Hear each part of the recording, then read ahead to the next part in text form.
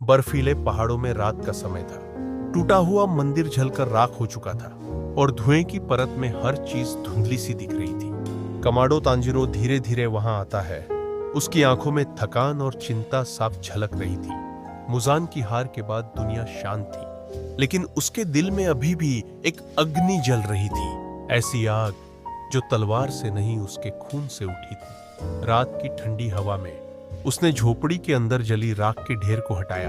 एक चमकती हुई चीज दिखाई दी, एक लाल पत्थर जो हल्का हल्का धुएं में चमक रहा था। जैसे ही उसने उसे छुआ, हवा में एक रहस्यमयी आवाज गूंज उठी, कमाडो वंश का खून फिर से जागा है। तांजीरो ने चारों ओर देखा, लेकिन वहां कोई नहीं था। उसके हाथ पर एक लाल निशान उभर आया और वो दर्द से जमीन पर गिर पड़ा। उसने महसूस किया कि यह निशान केवल संकेत नहीं था, यह उसकी नई शक्ति का प्रतीक था। लेकिन वह शक्ति इतनी तीव्र थी कि उसे नियंत्रित करना आसान नहीं था। सुबह होते ही तांजीरो मंदिर के बाहर बैठा था। लाल निशान अब भी उसकी त्वचा पर हल्का चमक रहा था।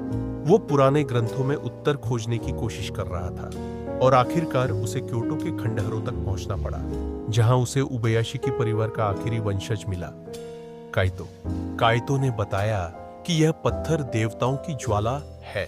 जो इसे छूता है वह धीरे धीरे आग का गुलाम बन जाता है। तांजीरो अब समझ गया कि यह शक्ति केवल उसे मजबूत नहीं बनाएगी, बल्कि उसकी आत्मा की परीक्षा भी लेगी। रात होते होते तांजीरो झील के किनारे ध्यान कर रहा था।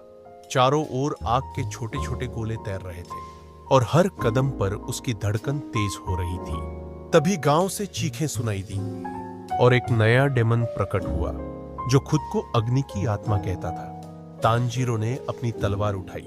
वो इंसान और आग के बीच फंस गया था, लेकिन उसने ठाना कि इस आग को सिर्फ खुद नियंत्रित करेगा। तांजीरो की लड़ाई में हर वार उसकी आत्मा और शक्ति की परीक्षा बन गई। नेजुको मंदिर की सीढ़ियां चढ़कर आई। उसने देखा कि उसका भाई आधा जल चुका है।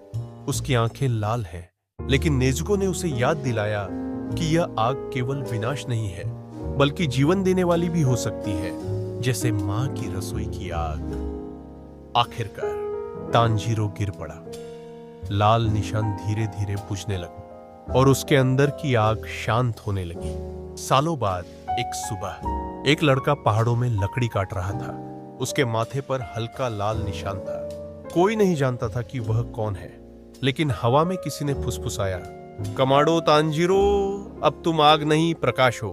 कहा जाता है कि जहां तांजीरो ने आखिरी बार लड़ाई लड़ी थी, वहां आज भी रात को लाल ज्वाला की एक रेखा दिखाई देती है। इस रेखा को लोग कहते हैं अग्नि रेखा, द फ्लेम लाइन। बर्फ